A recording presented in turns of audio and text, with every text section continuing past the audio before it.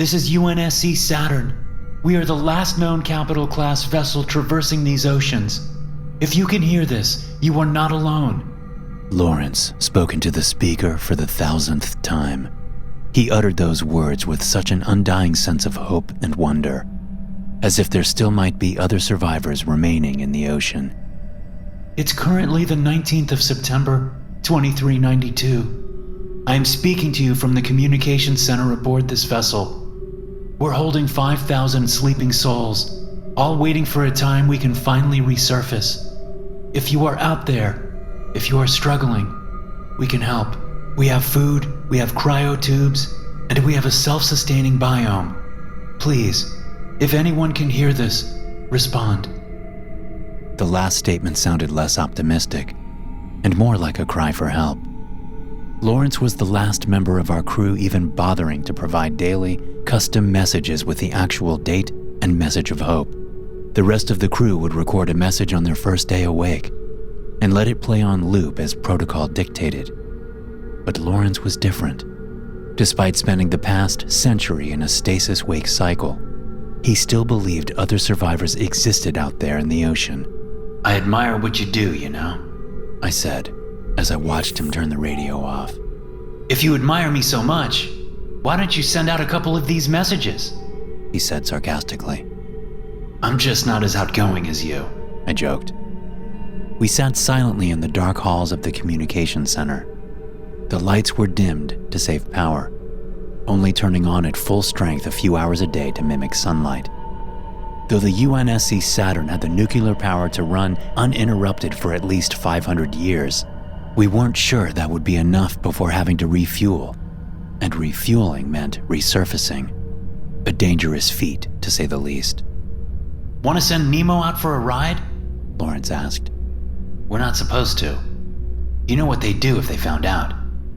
Nemo, or Nautical Excavation and Motility Operator, was a half-sentient, unmanned submarine used to scan our surroundings without any risk to the capital ship. It had the capabilities of diving to the deepest pits of the Mariana Trench, as well as surviving on the surface for hours at a time. Where humans were never meant to tread, Nemo could investigate, regularly checking the atmospheric quality, as well as searching for remnants of nautical life. Who's gonna tell him? Half the crew on duty still haven't woken up from stasis, Lawrence argued. And the captain? I asked. He will check the logs. Yeah, when he's scheduled to wake up in 22 years. He had a point. Any mistakes we made today would first be punished by the time the captain had his next shift. And after 257 years on board, Lawrence was yet to be reprimanded for the many rules he'd broken. Fine, 2 hours, I ordered. Lawrence's face lit up like that of a child on Christmas Eve. He regularly broke protocol to send Nemo to the surface, an event technically only scheduled to occur once per decade. Lawrence still insisted on checking the surface once per shift. We walked the narrow, long corridors towards the hangar bay, which remained empty for months at the time. Only maintenance crew dropped by a couple of times per year to run diagnostics. Its purpose was mainly to hold escape pods in case of an evacuation. Ironically enough, if we survived the sinking of Saturn, we'd die just as quickly once reaching the surface.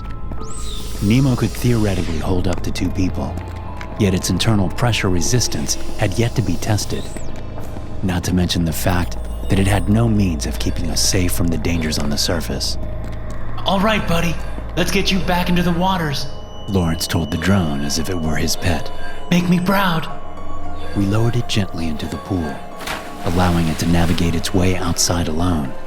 Once there, it rapidly started ascending from 10,000 feet below to the surface, a journey that would take no more than 20 minutes. I don't get it, Lawrence. Why do you always insist on checking the world above? Doesn't it hurt? What do you mean? I mean, it's a constant reminder of what we lost. Why do you constantly keep reminding yourself? I asked. I don't remind myself of what we lost. I just remind myself of what we're fighting to get back, he explained. Nemo sent a live feed from its cameras, displaying little more than darkness in the abyss below. Even if we turned its powerful lights on, we'd be met with little more than a lifeless abyss. Only, once it breached 3,000 feet, might we get lucky enough to see light from the surface. I looked around the hangar, wondering if the escape pods would be able to hold all 5,000 souls within Saturn. Lawrence, on the other hand, was fixated on the screen, showing nothing more than darkness. I knew he was looking for signs of marine life, but we all knew there was none to be found.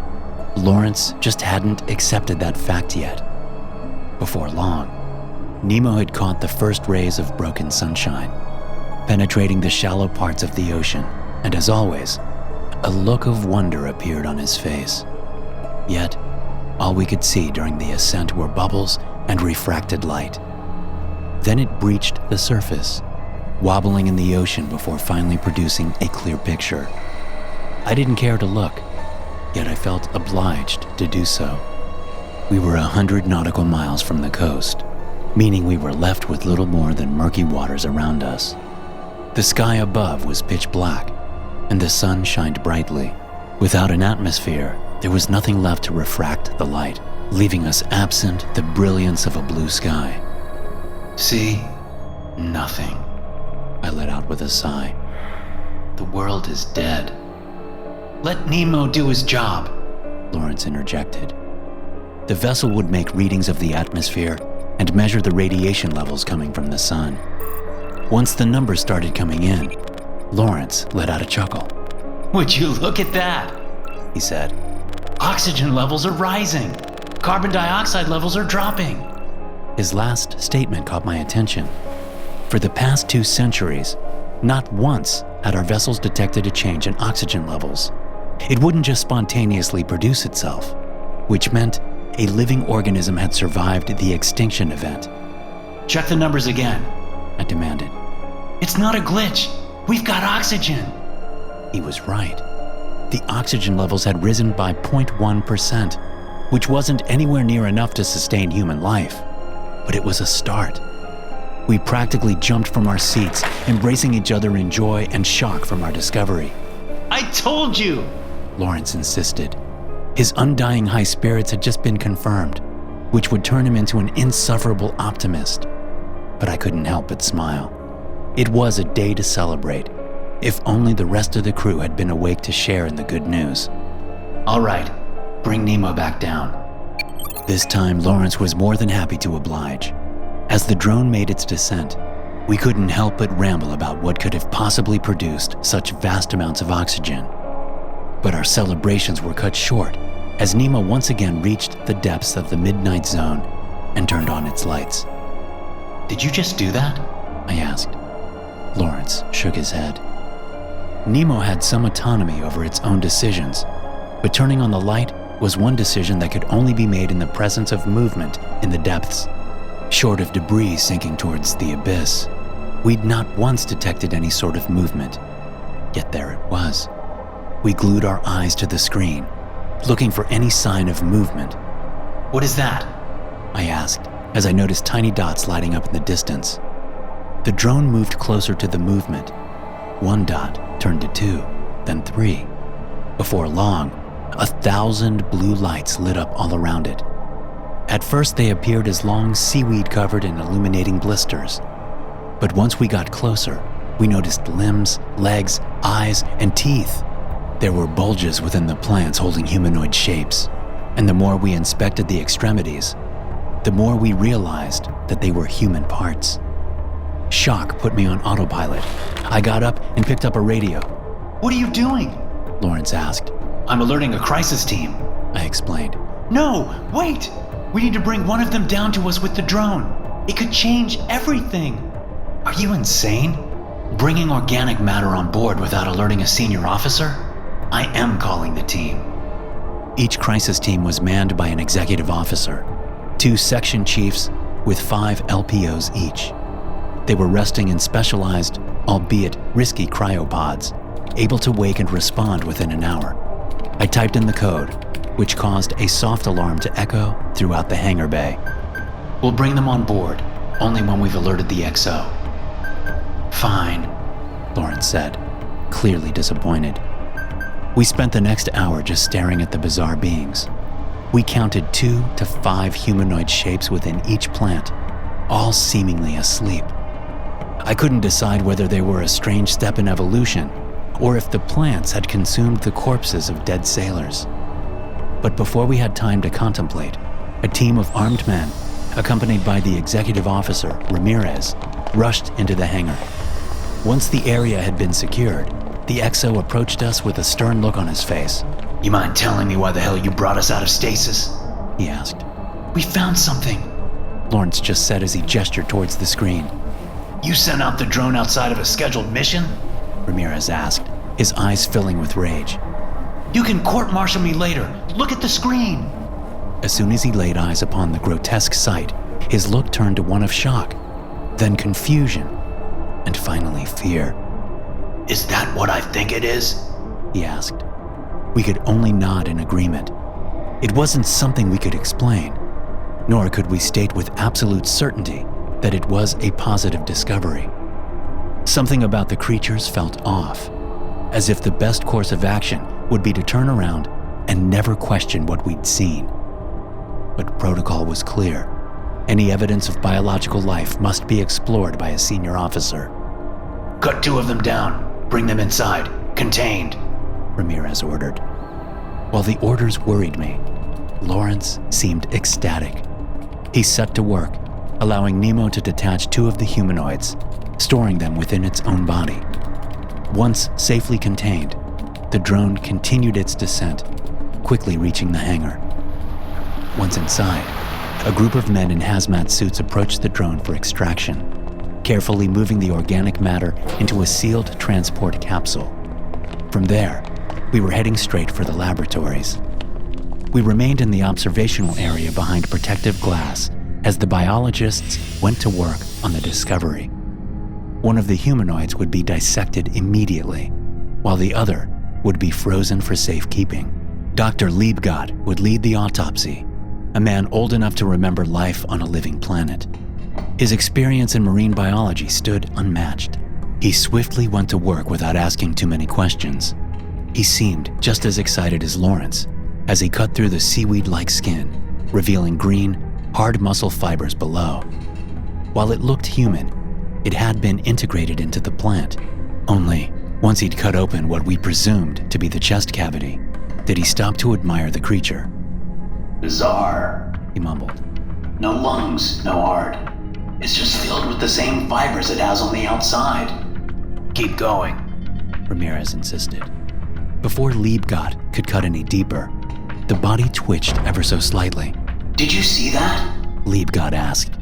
Then one of the eyes of the humanoid shot open, darting around the room in a panic. "It's alive," Lawrence mumbled, almost gleefully. "We better." Liebgott tried to get out, but before he had the chance to react, the body started squirming violently around. Some of the cut fibers shot up like tendrils, wrapping themselves around Liebgott's arm. His assistants tried to help him, but ended up entangled in the mess themselves. They screamed as the tendons snapped their arms and legs, pulling hard enough to tear through veins and arteries. The entire autopsy team had gotten entangled in the mess, their blood mixing with the fibers, which appeared to feed on the broken flesh. But rather than helping the dying scientists, Ramirez ordered his team to seal off the lab. "Put the section on lockdown. Alert the team dealing with the second subject. We need to get rid of it." Without questioning orders, the LPOs locked the laboratory down. I would have been upset, if not for the fact that the entire autopsy team had been killed by the time Ramirez even had the chance to finish uttering his orders. But even with the labs secured, there was a second monstrosity about to be stored. "I can't get a hold of them," one of the sailors said. "Then get to their position and assist them, and maintain radio contact," Ramirez said firmly. The creature inside the lab had grown to 3 times its size, with tendrils of green fibers stretching up the walls, prying at the ventilation shafts. Though they were a dead end, it proved that the creature had some sort of intelligence, enough to seek out an escape route. We decided to sterilize the lab with gamma radiation, killing any biological life forms inside. But before we'd get the chance to initiate the protocol, the radio sounded. The LPO sent to investigate the second team called back in a panic. "It killed them. he let out in a shock. It ripped them apart. I don't know where it went. I need... A short yelp, followed by silence. Another man killed by whatever we'd willingly brought on board. Lawrence, sterilize the room. Kill that thing. It might be trapped now, but it's only a matter of time before it figures a way to get out. Ramirez said. The rest of you, follow me. We're taking this son of a bitch out. I grabbed a rifle and followed his lead, not even sure if ballistic weapons could take the creature out. We did have more powerful weapons stored, but using anything stronger than primitive ballistic weapons might damage the hull. Hence, they were forbidden. We rushed towards the last known location of the dead LPO. The team responsible for bringing the creature to the biological holding facility never made it there. A fact easily proven as we came across pools of blood. The creature, on the other hand, was nowhere to be found. We'd locked down the section, which meant it couldn't have accessed any larger section of the ship. Track any movement within the sector, Ramirez said. Each sector was equipped with a security station, from which we could measure any movement and lock down individual rooms or halls. Once there, I sat down to check for any signs of life. But apart from us, and Lawrence still at the laboratories, the section was clear. Where the hell is it? Ramirez asked. An alarm sounded with a critical warning message popping up on our screen. Warning, cryopod failure. All technicians report to the cryo bay immediately. It hit me then that we'd locked down the sector too late. The creature had already made its way deeper into the ship by the time we'd sealed everything off. It had reached the cryo bay, which meant it had thousands of victims to feast on. Oh God, we're too late, was all I could utter. We need to go to the armory. We need better weapons, Ramirez said. And sink the sub? I interjected. Either we kill that thing with any means necessary, or we lose every single person on board this vessel. We are beyond protocol, and that is an order. He was right. We either died being consumed by that monstrosity, or risked drowning ourselves. But only one of these options gave us a sliver of hope. I decided to call Lawrence to give him a heads up. Lawrence, can you hear me? I asked over the radio. I'm sorry. He mumbled back. What do you mean? What's going on? I couldn't kill it. I just couldn't. It got out. In the background, I could hear the distinct sound of flesh being torn apart. Lawrence, are you hurt? It got me. He said, his voice getting weaker with each uttered word. No, come on, fight back! I yelled back. Silence. Lawrence was dead. A fact I didn't need to confirm. But if that thing had escaped the lab, we had no direct path to the armory. I rushed to alert Ramirez, but by the time I reached him, I heard gunshots echo through the halls. There it is! One of the sailors yelled. The bullets shredded through the aquatic flesh, but did little to slow the creature down. It jumped from marine to marine, cutting them down with little effort. Someone called for a retreat, but in the chaos, I couldn't figure out who it was. I kept firing as I ran for my life, leaving the fallen to fend for themselves. Ramirez took up a defensive position outside the communication station, covering for me as I ran inside. As he tried to enter himself, the creature grabbed onto him. I took his hands and tried to pull him free, but the creature swiftly gutted him. Let me go! Save yourself! He coughed up as his lungs filled with blood. He shoved himself free, grabbing onto a pistol, firing off a few rounds as he was dragged away. I sealed the door, knowing it would slow it down at best. Only when I dared to slow down did I realize a large chunk of my leg was missing. I was bleeding out, slowly but certainly. Like the rest of the crew, I would be dead within the hour. So here I am, trapped in the darkness of the communication station, sending out a custom message like Lawrence always did. Unfortunately, this message is not one of hope and salvation. You will find no sanctuary here, no safety, no chance for survival. No, this is a warning to stay away. If you detect the UNSC Saturn in the depths of the ocean, don't try to help us. Don't scavenge for supplies. If you see us, turn around and leave. Don't let the infestation spread. This will be my last transmission. Current date is 20th of September, 2392. May God have mercy on you all. Thanks for listening. If you enjoy these stories, be sure to subscribe to the podcast and check out some more of my episodes here.